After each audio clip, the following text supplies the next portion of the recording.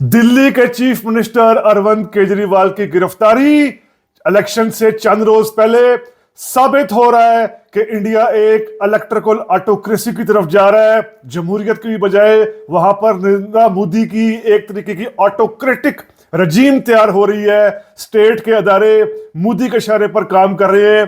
क्या जरूरत पेश आई इलेक्शन से चंद रोज पहले दिल्ली के चीफ मिनिस्टर आप पार्टी के लीडर अरविंद केजरीवाल को गिरफ्तार करने की, और सबसे बढ़कर कि इलेक्शंस में जो 19 अप्रैल से इलेक्शंस शुरू होने जा रहे हैं इंडिया में, इन इंतखाबात पर आप पार्टी के लीडर अरविंद केजरीवाल की गिरफ्तारी का क्या असर पड़ेगा, जो मोदी को इंडिया अलायंस के जरिए टफ टाइम देने की कोशिश कर रहे थे। आज जानते हैं, समझते हैं, समझने की कोशिश करते हैं रीथिंक विद उमर जावेद में। व्यूवर्स को रीथिंक विद उमर जावेद में खुशामदीद, वेलकम। आप में से ऐसे व्यूवर्स जिन्होंने अभी तक rethink with Umar Javed subscribe नहीं किया, हमारी रिक्वेस्ट है kindly rethink with Umar Javed subscribe करें, ताकि हम आपके सामने फैक्ट्स, फिगर्स, हिस्टोरिकल एविडेंसेस और डेटा पर मबनी वीलॉग्स पेश करने का सिलसिला बेहतर से बेहतर बनाए रखें। ईडी की तरफ से यानी एनफोर्समेंट डायरेक्टरेट की तरफ से दिल्ली के चीफ मिनिस्टर अरविंद केजरीवाल को गिरफ्तार कर लिया गया है और अब उनको रिमांड पर भी दे दिया गया है। ईडी जो है एनफोर्समेंट डायरेक्टरेट, ये असल में इंडिया का एक ऐसा अदारा है कि जो इकोनॉमिक क्राइम्स को देखता है, इकोनॉमिक लॉज को इंप्लीमेंट करना इसकी जिम्मेदारी होती है। लेकिन ये जो ईडी का अदारा है, डिपार्टमेंट है, ये गुज़िश्ता कई सालों से मोदी के पॉलिटिकल टूल बना हुआ है। मोदी अपने ओपोनेंट्स के खिलाफ इंडिया की मुख्तलिफ स्टेट्स में इसको अपोजिशन लीडर्स को गिरफ्तार करने के लिए, छापों के लिए, उनकी पार्टी लॉयल्टी को तब्दील करने के लिए इस्तेमाल कर रहे हैं। तो अब बाकायदा बहुत बड़ा इसको एक स्टेप कहा जा रहा है कि एक चीफ मिनिस्टर को इस तरह गिरफ्तार कर लेना ईडी की तरफ से मोदी के कहने पर। ईडी का इल्जाम है कि अरविंद केजरीवाल ने दिल्ली के चीफ मिनिस्टर के तौर पर दिल्ली की लिक्वर पॉलिसी को तब्दील करवाया, दिल्ली की जो शराब पॉलिसी है, एक्साइज पॉलिसी है, उसमें तब्दीली लाई, और ईडी के मुताबिक 100 करोड़ रुपया अरविंद केजरीवाल ने इस कमीशन से, अरविंद केजरीवाल और उनके साथियों ने, आप पार्टी ने हासिल किया। अब ये इल्जाम सच्चा है या झूठा है ये हम अभी नहीं कह सकते, लेकिन ये बात हम जानते हैं कि इंडिया में, पाकिस्तान में, ऐसे ममालिक में अपोजिशन लीडर के खिलाफ इल्जामात लगा देना, बड़ा स्कैम कर देना, कोई ऐसी गैर मामूली बात नहीं होती, एक्स्ट्राऑर्डिनरी बात नहीं होती। ये यहाँ का एक मामूल है कि झूठे इल्जामात में अपोजिशन लीडर्स को फंसा दिया जाता है। अरविंद केजरीवाल जिन्होंने 2011 से शोहरत हासिल की थी, जब इंडिया में करप्शन के खिलाफ बहुत बड़े पैमाने पर तहरीक चल रही थी अन्ना हजारे की क़यादत में, तो दिल्ली के रामलीला मैदान में अरविंद केजरीवाल, जिनका बैकग्राउंड एक इंडियन रेवेन्यू सर्विस में ऑफिसर का है, assistant commissioner of income tax वो रहे, 1995 में joint commissioner of income tax Delhi तक वो पहुंचे, इस्तीफा देकर फिर सोशल एक्टिविटीज में आए, पॉलिटिकल एक्टिविटीज में आए, और 2011 में करप्शन के खिलाफ इंडिया में बड़े पैमाने पर जो तहरीक चली थी उसमें शामिल होकर अरविंद केजरीवाल ने अपना नाम बनाया। 2013 में Delhi state assembly, legislative assembly जो होती है, उसके इंतखाबात के बाद अरविंद केजरीवाल चीफ मिनिस्टर बने, और अब तक 2000 यानी अब तक जो है वो दिल्ली के चीफ मिनिस्टर रह रहे हैं। 2015 में तो उनके पास 70 में से, दिल्ली स्टेट असेंबली की 70 में से 67 सीटें उन्होंने जीती। 2020 में 70 में से 62 सीटें उन्होंने जीती, यानी इतने भारी मार्जिन से वो चीफ मिनिस्टर बनते रहे हैं।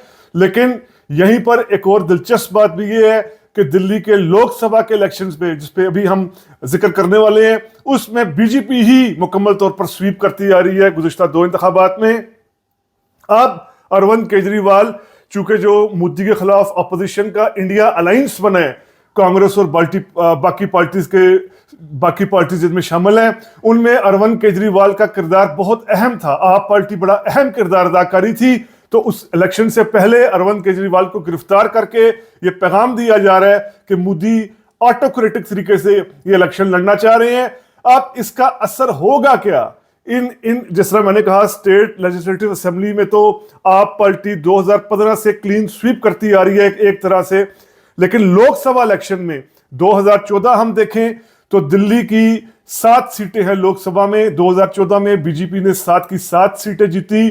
2019 के लोकसभा इलेक्शन में भी बीजेपी ने दिल्ली की 7 की 7 सीटें जीती। अब क्या असर पड़ सकता है? दिल्ली मेट्रो, जिसकी आबादी करोड़ से ज्यादा है, एग्जैक्ट अगर हम बात करें तो दिल्ली मेट्रो की आबादी जो है वो इस टाइम 1 करोड़ से ज्यादा है, जबकि मेट्रो, अगर दिल्ली शहर 1 करोड़ ज्यादा, अगर मेट्रो की हम बात करें तो दिल्ली शहर की आबादी 2 करोड़ 32 लाख 23 हजार है। लिटरेसी रेट 87% है, जबकि हिंदूज जो हैं 80%, मुसलमान 15% से ज्यादा है, सिख हैं 5% के आसपास, बाकी दीगर मज़हब को मानने वाले हैं।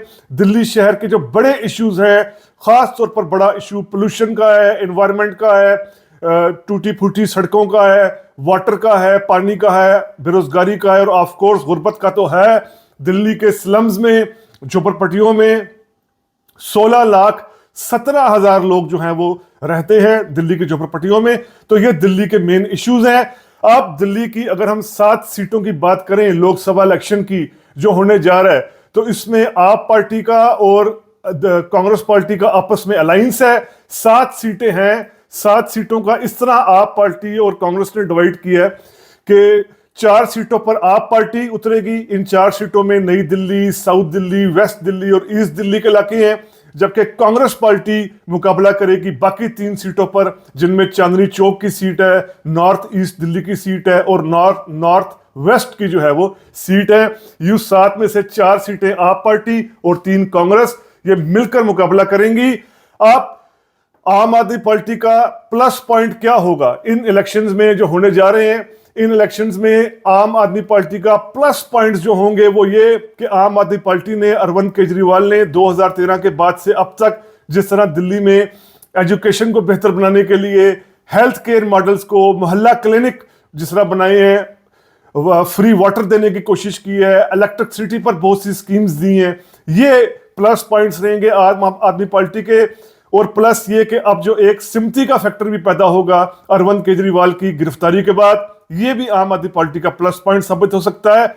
माइनस पॉइंट आम आदमी पार्टी के देखें दिल्ली की इन 7 सीटों पे, तो आम आदमी पार्टी पर जो करप्शन के इल्जाम है, खास तौर पर ये लिक्वर पॉलिसी को लेकर, इस पर इसके अहम रहनुमा लीडर्स मनीष सिसोदिया, संजय सिंह, ये पहले ही जेल में है। और फिर एक और नेगेटिव पॉइंट ये है कि दिल्ली में अरविंद केजरीवाल के अलावा कोई ऐसा पॉपुलर फेस भी नहीं है जो क्राउड पुल कर पाए आम आदमी पार्टी के लिए। आम आदमी पार्टी का फिर ये तो दिल्ली की, चूंकि आज हमारा मौजूद दिल्ली की 7 सीटें हैं, वरना आम आदमी पार्टी की हुकूमत पंजाब में भी है। आम आदमी पार्टी के पास गोवा की भी 2 सीटें हैं, गुजरात की भी 5 सीटें हैं, लेकिन आज हम दिल्ली की लोकसभा की चूंकि 7 सीटों की बात कर रहे हैं, तो दिल्ली की सीटों पर आम आदमी पार्टी का प्लस और नेगेटिव ये रहेंगे। कांग्रेस पार्टी का अगर हम देखें प्लस पॉइंट्स क्या रहेंगे दिल्ली में, कांग्रेस पार्टी को दिल्ली में लीड कर रहे हैं अरविंदर सिंह लवली, जो एक पुराने लीडर है, और दिल्ली में दिल्ली की चीफ मिनिस्टर शीला दीक्षित जब थी चीफ मिनिस्टर, उनके साथ मिनिस्टर भी रहे हैं। जबकि कांग्रेस को एक बड़ा प्लस पॉइंट ये मिल रहा है, जो दिल्ली में मिनॉरिटी वोट है, खासतौर पर मुसलमानों का वोट, और ये चांदनी चौक की सीट में यहाँ काफी अमल दखल है, मुस्लिम वोट्स का असर है। जो दिल्ली का मिनॉरिटी वोट है वो कांग्रेस के साथ है, अक्सरियत जो है मुसलमानों की वो कांग्रेस को मिलेगी, ये इसका प्लस पॉइंट है। आप कांग्रेस का माइनस पॉइंट देखें तो इसके पास शीला दीक्षित के बाद कोई पॉपुलर फेस नहीं है दिल्ली में, जबकि दिल्ली में कांग्रेस का जो ऑर्गेनाइजेशन का स्ट्रक्चर है वो भी बहुत ज्यादा पुअर है, पॉलिटिकल स्ट्रेटजीज भी नहीं है, और सबसे बढ़कर कोई ऐसा लीडर नहीं है दिल्ली में बड़ा जो क्राउड पुल कर पाए। बीजेपी की बात करते हैं जो 2014 और 19 में 7 की 7 सीटें जीतने में कामयाब रही। इसके अगर जो प्लस पॉइंट होंगे तो ये दिल्ली के वोटर को, जिस तरह हिंदू वोटर्स को खास तौर पर सेल करेगा, राम मंदिर जो बनवाया मोदी ने, फिर CAA यानी शहरियत का कानून, जिसमें बांग्लादेश, पाकिस्तान, अफगानिस्तान के जो नॉन मुस्लिम्स हैं उनको शहरियत दी जाएगी, ये कानून बीजेपी इस्तेमाल करने की कोशिश करेगी। आर्टिकल 370 कश्मीर से खत्म हुआ, ये बीजेपी दिल्ली में सेल करने की कोशिश करेगी।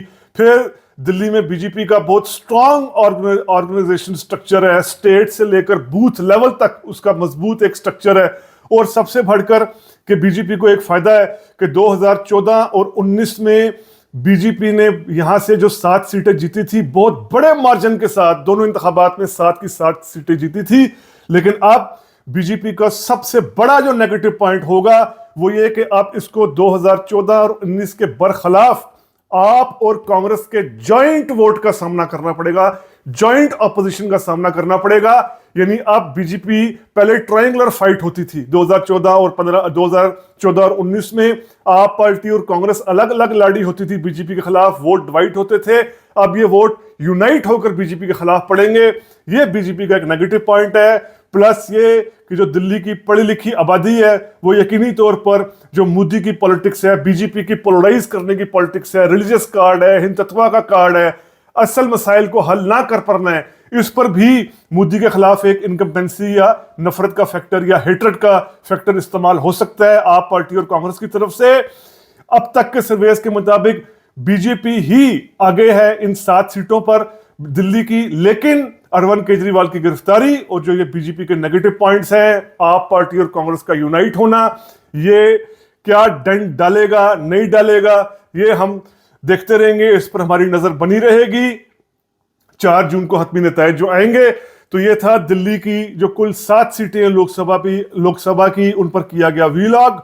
उम्मीद करता हूं आपको ये वीलॉग पसंद आया होगा। अगर पसंद आया है तो काइंडली सब्सक्राइब कीजिए। Rethink with Umar Javed. शुक्रिया।